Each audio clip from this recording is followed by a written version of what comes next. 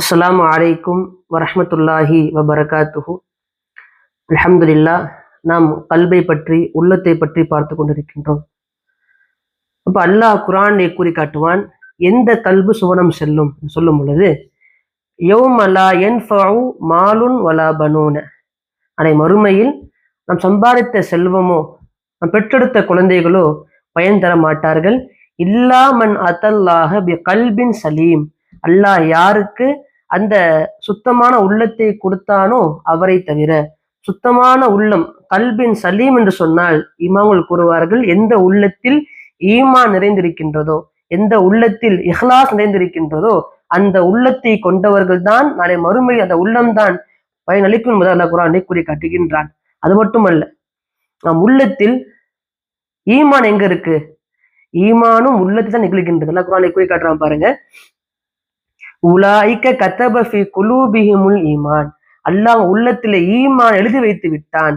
அதே போன்று தக்குவாவும் இங்குதான் நிகழ்கின்றது, உள்ளத்தில் தான் நிகழ்கின்றது. குர்ஆனில் கூறி காட்டுறான் பாருங்க. தாலிக வமன் யுஅல்லிம் ஷஆயிரல்லாஹி ஃபஇன்னஹா மின் தக்வல் குலூப். அப்ப தக்குவா, அதே போன்று ஈமான், இதுவெல்லாம் சேர்ந்ததுதான் கல்புன் சலீமுன், சுத்தமான இதயம் என்பதாக நம்மால் உணர முடிகின்றது. அது மட்டுமல்ல, இதயம்தான் அறிவு பெட்டகமாக இருக்கின்றது.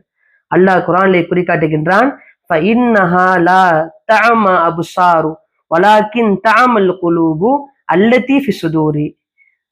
நெஞ்சுக்குள்ளே இருக்கின்ற, நெஞ்சிலே இருக்கின்ற அந்த உள்ளம்தான் குருடே தவிர கண்களுக்குள்ளாக இல்லை என்பதை அல்லாஹ் குர்ஆனிலே குறிக்காட்டுகின்றான். எந்த உள்ளம் பாவத்தால் நிரம்பி இருக்கின்றதோ அந்த உள்ளம் நன்மையை பார்த்தாலும் கூட உணராத உள்ளம் என்பதாக அல்லாஹ் குர்ஆனிலே குறிக்காட்டுகின்றான்.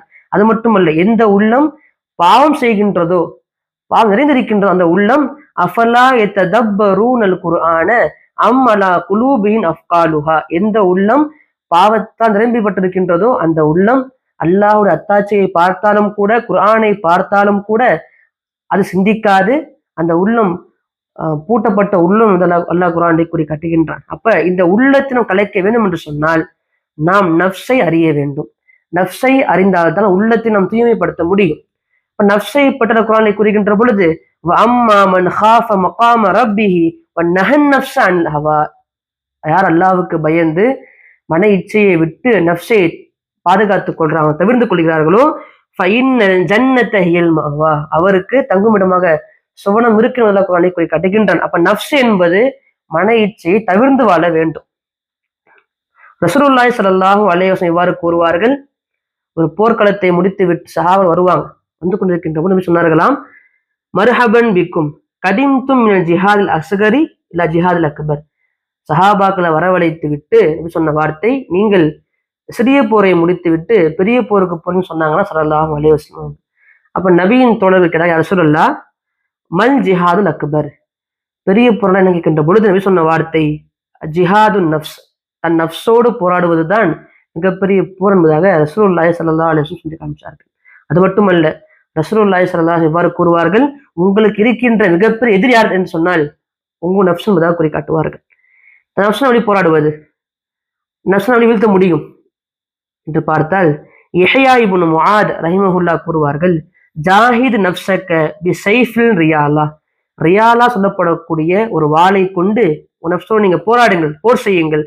ரியாலா என்ன அர்த்தம்னு சொன்னா, கில்லத்து துஆம் வ கில்லத்துல் மனாம் வ கில்லத்துல் கலாம் வ இஹ்திமால் லதா, தூக்கத்தை குறைத்துக் கொள்வது, உணவை குறைத்துக் கொள்வது, பேச்சை குறைத்துக் கொள்வது, சிரமத்தை தாங்குவது, இது நாளும் யாரும் இருக்கின்றதோ அவர்தான் நஃப்ஸ் அடக்க முடியும் என்பதாக யஹ்யா இப்னு முஆத் ரஹிமஹுல்லாஹ் கூறி காட்டுவார்கள்.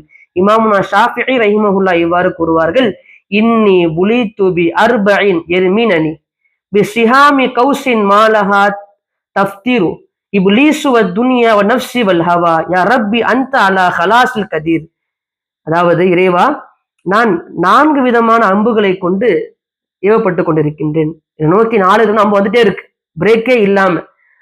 அந்த அம்பு யார் தெரியுமா? முதல் அம்பு இப்லீஸ், 2வது துன்யா, 3வது நஃப்ஸ், 4வது ஹவா சொல்லி காமிச்சாங்க. யா அல்லாஹ், உன்னை தவிர இந்த 4ஐயும் என்னால் வீழ்த்த முடியாது சொல்லி காமிச்சாங்க. உதவி இல்லாம இந்த 4ஐயும் வீழ்த்த முடியாது என்பதாக சொல்லி காமிச்சார் ஷாஃபி இமாம் ரஹிமஹுல்லாஹ் அவர்கள். அது மட்டுமல்ல, மற்றும் இவர் சொல்லியிருக்கிறாங்க, தூக்கி நஃப்ஸக வலா தஅமனன்ன கவாயிலஹா, உன் நஃப்ஸை நீ பார்த்துட்டு பாதுகாப்பா நினைக்காத நீ, ஏன்னு சொன்னால் அந்த நஃப்ஸ் என்பது நஃப்சு அஹ்பஸு மின் சபஈன ஷைத்தானன். ஒரு நஃப்சு என்பது 70 ஷைத்தான்களை விட மோசமானது என்பதாக ஷாஃபிஈ ரஹிமஹுல்லா கூறி காட்டுவார்கள். இன்னும் சொல்ல போனால் ஷைத்தானை வழிகட்டுவது நஃப்ஸ் என்பதாக சில இமாம்கள் கூறி காட்டுவார்கள். நாம் வாழுகின்ற போது நஃப்ஸை அறிய வேண்டும், நஃப்ஸை அடக்க வேண்டும். நாளை நாம் நஃப்ஸினுடைய வகைகளை பார்ப்போம். அஸ்ஸலாமு அலைக்கும் வரஹ்மத்துல்லாஹி தஆலா வபரகாத்துஹு.